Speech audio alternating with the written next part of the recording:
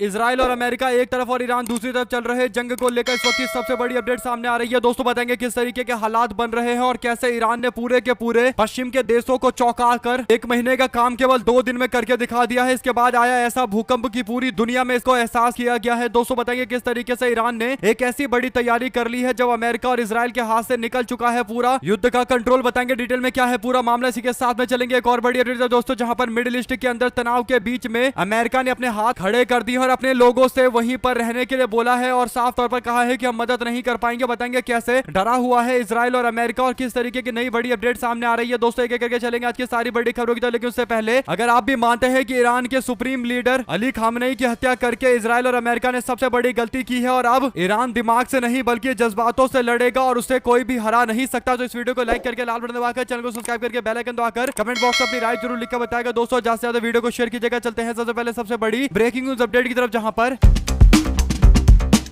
Israel के प्रधानमंत्री Netanyahu के ऑफिस पर हमले किए जाने के बाद खबर यह है कि इजराइल के प्रधानमंत्री नेतन्याहू के करीबी और चीफ ऑफ स्टाफ की हत्या हो गई है। दोस्तों इसके बाद ईरान ने साफ शब्दों में बोल दिया है कि उनकी लड़ाई अभी खत्म नहीं होगी जब तक वो सुप्रीम लीडर अली खामनेई के मौत के मामले को लेकर एक एक अपराधी को निपटा नहीं देते, यानी एक एक क्रिमिनल जिसने हत्या करवाई है उसको निपटा नहीं देते, तब तक उनकी लड़ाई जारी रहेगी। ऐसे में दोस्तों ईरान से एक ऐसी बड़ी अपडेट आई है दोस्तों जो पूरे दुनिया भर के अंदर लोगों ने एहसास किया है, पूरे दुनिया में दहशत नजर आने लगा है। अपडेट ये है दोस्तों कि ईरान के अंदर आज सुबह सुबह 4.3 स्केल का भूकंप आता है दोस्तों, मैग्नीट्यूड का भूकंप आता है और ये भूकंप ईरान में आया है तो पूरी दुनिया के लोग इससे चौंक रहे हैं। इसकी वजह यह है कि सबको पता है कि ईरान जल्दी से जल्दी एटॉमिक हथियार बनाने के होड़ में लगा हुआ है और ईरान 1 महीने के अंदर एटॉमिक हथियार बना सकता था। यह दावा तो इजराइल के प्रधानमंत्री नेतन्याहू ने किया था। इसका सीधा मतलब यह है दोस्तों कि सुप्रीम लीडर ईरान के लीडर अली खामनेई के मौत के बाद जल्दी में कार्रवाई करते हुए यानी जल्दी जल्दी बम बनाने को लेकर ईरान लगातार कोशिशें कर रहा है और यही बड़ा कारण है कि 1 महीने का काम क्या ईरान ने पिछले 48 घंटे के अंदर करके दिखा दिया है। क्या ईरान के अंदर ये जो 4.3 रेक्टर स्केल का भूकंप आया है, क्या ये भूकंप ईरान के द्वारा किए गए एटॉमिक हथियार के टेस्ट को लेकर आया है दोस्तों, क्योंकि ईरान के पास हथियार बनाने का सारा सामान मौजूद है, उसे केवल एनरिचमेंट करना है दोस्तों, यानी यूरेनियम जो 60% पर है उसको 80% पर शुद्ध करना है, प्योरीफाई करना है। जैसे ही ऐसा होगा वैसे ही एटॉमिक हथियार तैयार हो जाएंगे और ईरान जल्द से जल्द ये हथियार बनाने के लिए कोशिशें कर रहा है दोस्तों और जल्द से जल्द एक बड़ा ऐलान हो सकता है कि ईरान ने अपना एटॉमिक हथियार बना लिया और जैसे ही ईरान ने अपना एटॉमिक हथियार बना लिया वैसे ही ईरान और अमेरिका घुटने टेकते हुए नजर आएंगे। आप लोग इस पूरे मामले में अपनी राय जरूर लिख के बताएगा दोस्तों, अगर आप भी मानते हैं कि ये जो भूकंप आया है ये भूकंप ईरान के जज्बातों की झलक है और आने वाले दिनों के अंदर इजराइल और अमेरिका फिर से हाथ पैर जोड़ते हुए नजर आएंगे। जैसे जून 2025 में इन्होंने माफी मांगकर ईरान के साथ में जंग को खत्म किया था, वैसा ही कुछ एक बार फिर से होता हुआ नजर आएगा। अगर आप भी मानते हैं कि सुप्रीम लीडर की मौत के बाद ईरान किसी को भी नहीं छोड़ने वाला है तो अपनी राय जरूर लिखकर बताएगा। दोस्तों चलते हैं एक और बिग न्यूज अपडेट की तरफ, जहां पर अमेरिका और इजराइल दोनों ने हाथ खड़े कर डाले हैं। हुआ यह है कि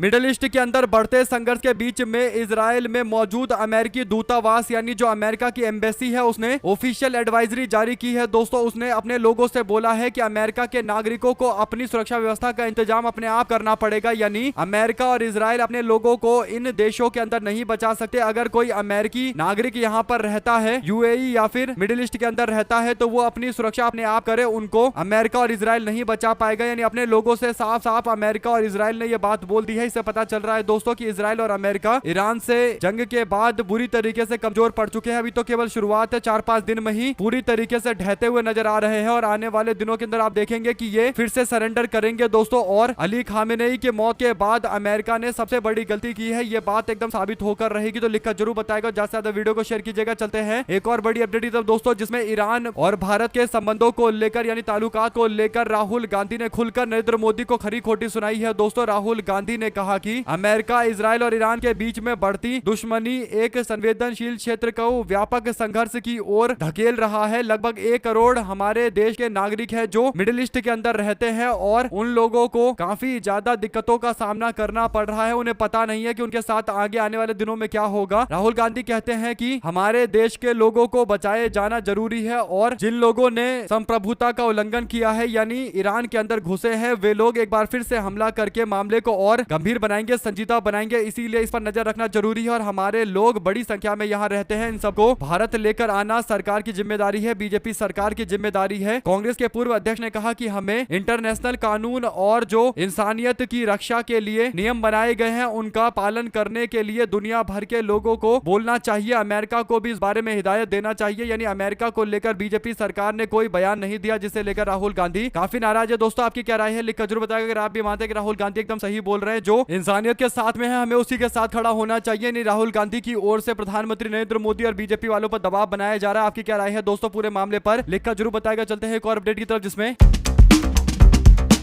सोनिया गांधी जी की ओर से भी एक पूरा आर्टिकल लिखा गया है। दोस्तों उन्होंने कहा है कि सुप्रीम लीडर आयतुल्ला खामेनी के मौत के मामले को लेकर हम लोगों को संजीदा रहने की जरूरत है और उन्होंने इस तरीके की हत्या की जमकर आलोचना की है। दोस्तों सोनिया गांधी कहती है कि भारत पर दुनिया के जो साउथ वाले कंट्री है, यानी ग्लोबल साउथ है, जिसमें ऐसे देश हैं जो लगातार अपना विकास कर रहे हैं, डेवलपिंग कंट्री है और कई जगह पर तो गरीब देश भी है। दोस्तों वे लोग चाहते हैं कि उनको अमीर देशों से बचाया जाए, अमीर देश उन पर कब्जा ना करे। और भारत ने कई बार ग्लोबल साउथ यानी दक्षिण के दुनिया के देशों के साथ में मिलकर एक ग्रुप बनाने की बात कही थी और भारत बार बार अपने आप को ग्लोबल साउथ का नेता बताता है, दोस्तों लीडर बताता है, जिसमें भारत और चाइना और ब्राजील जैसे देश है। ऐसे में अगर ईरान के ऊपर हमला हो रहा है और ग्लोबल साउथ के लोग एकजुट होकर नहीं बोल रहे, तो इसका सीधे तौर पर मतलब यह है कि भारत की भी इमेज खराब हो रही है और इससे भारत को भी नुकसान हो रहा है। सोनिया गांधी ने बीजेपी सरकार को उनके रवैये को लेकर, अपने रुख में बदलने को लेकर, अपने रुख बदलने को लेकर उम्मीद जताई है। दोस्तों हालांकि बीजेपी सरकार अपने रुख को बदलती हुई दिखाई नहीं दे रही है, लेकिन जो पहले भारत की विदेश नीति होती थी वो तटस्थ रहने की होती थी। यानी भारत हमेशा ना तो एक कंट्री को सपोर्ट करता था ना दूसरे का विरोध करता था, भारत चुप रहता था दोस्तों। लेकिन अब जिस तरीके से नरेंद्र मोदी इजराइल के दौरे पर जाते हैं, उसके बाद ईरान के सुप्रीम लीडर के मौत के मामले को लेकर एक पोस्ट भी नहीं करते, जिससे पता चलता है कि बीजेपी वालों की विचारधारा एकदम बदल चुकी है और इसीलिए भारत की विदेश नीति को भी बदला जा रहा है। आप लोग इस पूरे मामले पर क्या राय देना चाहते हैं दोस्तों? क्या सोनिया गांधी जो बोल रही है एकदम सही बोल रही है? लिखकर जरूर बताएगा। चलते हैं एक और अपडेट की तरफ, जिसमें कांग्रेस पार्टी और डीएमके पार्टी सीट बंटवारे को लेकर आपस में बातचीत कर रही है। कांग्रेस पार्टी चाहती है कि इस बार उनको 25 सीटों पर नहीं बल्कि 35 सीटों पर चुनाव लड़ने का मौका मिले। अगर 35 सीटों पर कांग्रेस पार्टी लड़ेगी तो उसकी स्थिति अच्छी हो सकती है तमिलनाडु में और वो सरकार बनाने का दावा भी कर सकती है। ऐसे में दोस्तों अब जो बड़ी अपडेट है वो ये कि कांग्रेस पार्टी को केवल 25 सीटें देने को तैयार है डीएमके पार्टी और कांग्रेस 35 मांग रही है। ऐसे में फाइनल डिस्कशन चल रहा है। इससे पहले कांग्रेस पार्टी के नेता केसी वेणुगोपाल ने डीएमके के नेता से जाकर मुलाकात की थी। दोस्तों राहुल गांधी ने भी डीएमके के नेता स्टालिन को बधाई दिया था। इसके बाद अब डीएमके के नेताओं से मुलाकात करने के लिए कांग्रेस पार्टी के तमिलनाडु के वरिष्ठ नेता पी चिदम्बरम पहुंचे हैं। दोस्तों पी चिदम्बरम सीधा डीएमके के नेता स्टालिन के घर पर पहुंचे और उनसे बातचीत करते हुए 35 सीटों की डिमांड की जा रही है। अगर 35 सीटें नहीं मिली तो फिर हो सकता है कि थालापति विजय की पार्टी के साथ मिलकर कांग्रेस चुनाव लड़े। आपको क्या लगता है दोस्तों, क्या थालापति विजय और कांग्रेस पार्टी मिलकर चुनाव लड़ेंगे तो कुछ बहुत बड़ा परिवर्तन तमिलनाडु के अंदर होगा या कुछ ज्यादा फर्क नहीं पड़ेगा? आपकी जो भी राय है लिखकर जरूर बताएगा। साथ साथ बीजेपी के राष्ट्रीय अध्यक्ष नितिन नवीन को बीजेपी ने बिहार से राज्यसभा का उम्मीदवार बनाया है। आपको बता दें कि भारतीय जनता पार्टी ने बिहार में 2 उम्मीदवार उतारे, एक तो नितिन नवीन का नाम है, दूसरा शिवेश कुमार का नाम है। और असम के अंदर पार्टी ने तेराश गोवालिया को मैदान में उतारा है, जबकि जोगेन महान को चुनाव लड़ाएगी कांग्रेस पार्टी। छत्तीसगढ़ में लक्ष्मी वर्मा को राज्यसभा का उम्मीदवार बनाकर मैदान में उतारा गया है। हरियाणा के अंदर संजय भाटिया भारतीय जनता पार्टी की ओर से चुनावी मैदान में उतरेंगे। दोस्तों ऐसे ही पार्टी ने उड़ीसा को लेकर 2 उम्मीदवार उतारे हैं, एक तो मनमोहन समल और दूसरे सुजीत कुमार। और पश्चिम बंगाल के अंदर राहुल सिन्हा विधानसभा से सीधा राज्यसभा चुनकर जाएंगे। दोस्तों अगर आप लोग को एक खबर अच्छी लगी हो तो इस वीडियो को लाइक करके लाल बटन दबाकर चैनल को सब्सक्राइब करके बेल आइकन दबाकर कमेंट बॉक्स में अपनी राय जरूर लिखता है। बहुत बहुत धन्यवाद दोस्तों, भाइयों बहनों मित्रों का। जय हिंद जय भारत।